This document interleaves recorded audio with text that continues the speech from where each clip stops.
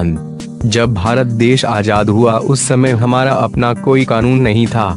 आजाद देश को जरूरत थी अपने कानून की, क्योंकि आजादी पा लेना ही सब कुछ नहीं होता जब तक कि हमारे खुद के नियम व कानून हमारे देश को संचालित न करे। इसलिए भारत का खुद का संविधान बनाया गया। संविधान को बनाने में भारत को कई अड़चनों का सामना करना पड़ा।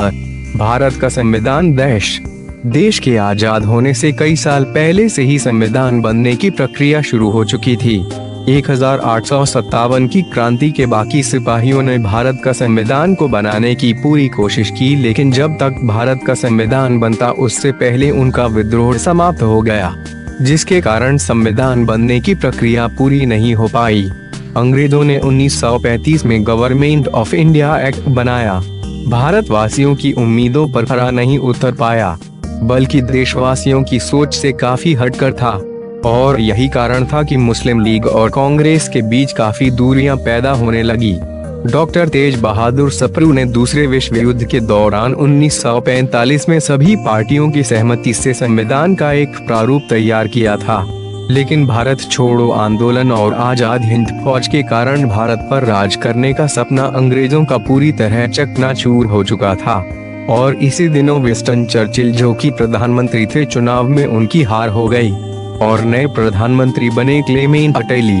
प्रधानमंत्री बनते ही क्लेमेंट अटेली ने मुस्लिम लीग और नए संविधान को अलग अधिकार देने पर काम करना शुरू कर दिया, जिसके चलते उनके कैबिनेट के 3 मंत्री हिंदुस्तान भेजे गए। इसे कैबिनेट मिशन के रूप में जाना गया।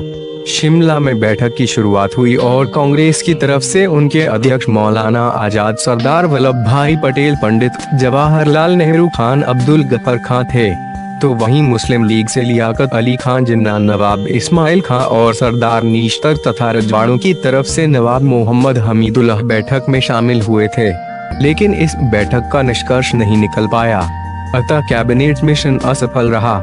लेकिन कुछ समय बाद दोबारा से बातचीत हुई और 16 जून 1946 को प्रस्ताव पारित हुआ कि दोनों देशों को विभाजित कर दिया जाए। उसके बाद नया संविधान बनना तय हुआ। भारत की संविधान सभा पहली बार 19 दिसंबर 1946 को एकत्रित हुई। इस सभा में सभी नेता मौजूद हुए, लेकिन कायदे-ए-आजम मोहम्मद अली जिन्ना और महात्मा गांधी मौजूद नहीं हुए थे। संविधान सभा के कार्यकारी अध्यक्ष के रूप में डॉक्टर सच्चिदानंद को चुना गया, क्योंकि सच्चिदानंद सबसे सीनियर थे, और डॉक्टर राजेंद्र प्रसाद को स्थायी अध्यक्ष के रूप में चुना गया। डॉक्टर जवाहरलाल नेहरू ने संविधान की नींव 13 दिसंबर 1946 को रखी। उन्होंने संविधान का संपूर्ण खाका बना लिया था। इसके अंतर्गत पूरे भारत देश के सभी रजवाड़ों की संपत्ति को समाप्त कर उसे भारतवर्ष का हिस्सा बनाने का प्रस्ताव भी था, और संविधान के इस सबसे महत्वपूर्ण प्रस्ताव को 22 जनवरी 1947 को पास कर दिया गया। इसका रजवाड़ों ने और जिन्ना ने खुलकर विरोध भी किया। काफी जद्दोजहद के बाद अप्रैल 1947 के अंत तक दूसरी सभा की बैठक हुई। कई राजाओं ने कांग्रेस को समर्थन दिया। इसके बाद 3 जून 1947 को इसकी घोषणा कर दी गई कि भारत, बंगाल और पंजाब का विभाजन होगा। 14 जुलाई 1947 को जब बैठक हुई तो उस बैठक में मुस्लिम लीग के लोग भी शामिल हुए थे, लेकिन वो सभी बंटवारे के बाद भी भारत में ही रहने वाले थे। इसी सभा में देश के तिरंगे को भी प्रस्तुत किया गया, जिसका संपूर्ण संविधान सभा ने समर्थन भी किया। अब देश 2 भागों में बंट चुका था। अनगिनत क्रांतिकारियों की बलि चढ़ने के बाद अंततः वो दिन आया जिसका हर भारतवासी को इंतजार था। 15 अगस्त 1947, जिसे स्वतंत्रता दिवस के रूप में मनाया जाता है, उस दिन भी सभी भारतवासियों ने इस पर्व को बड़ी धूमधाम से मनाया था। भारत के सभी जाने माने लोग दिल्ली जश्न मनाने पहुंचे थे, लेकिन सिर्फ महात्मा गांधी ही ऐसे व्यक्ति थे जो इस जश्न में शामिल नहीं हुए थे, क्योंकि उस समय गांधी जी कोलकाता में हिंदू मुस्लिम के दंगे को रोकने की कोशिश में लगे हुए थे। लेकिन अभी भी पूरी तरह से देश आजाद नहीं हो पाया था, क्योंकि भारत का संविधान पूरी तरह बनकर तैयार नहीं हुआ था और ना ही लागू हुआ था। देश की आजादी के बाद सिर्फ अब एक ही मुद्दा था, संविधान। भारत का संविधान बनाने के लिए 7 सदस्यों की एक कमेटी का गठन हुआ, जिसमें N Gopalaswami Ayyangar, Krishnaswami Iyer, doctor B R Ambedkar, Syed Mohammad Shahidullah K, M Munshi BL Mitter D.P.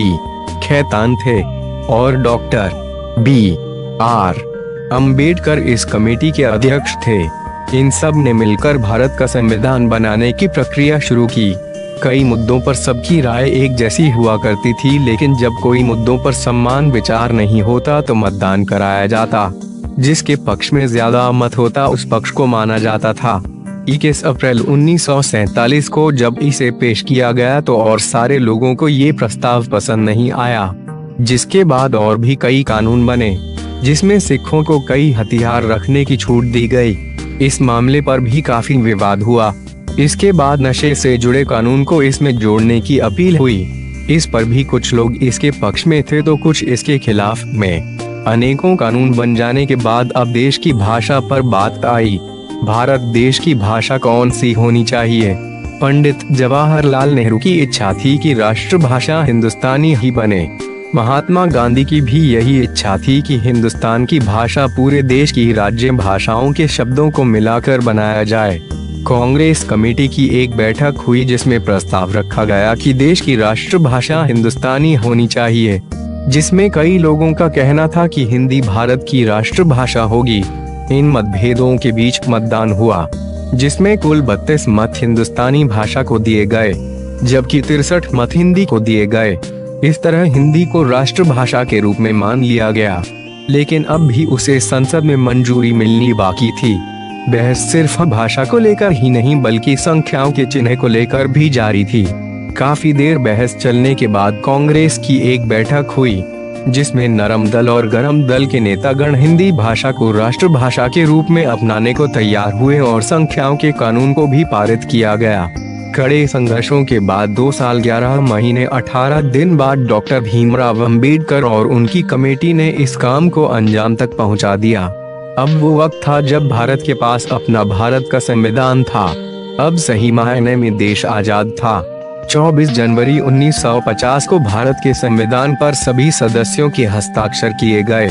आजाद देश के पहले राष्ट्रपति डॉक्टर राजेंद्र प्रसाद चुन लिए गए और इसी दिन जनगण मन को भारत देश का राष्ट्रगान और वंदे मातरम को राष्ट्रगीत के रूप में अपनाया गया।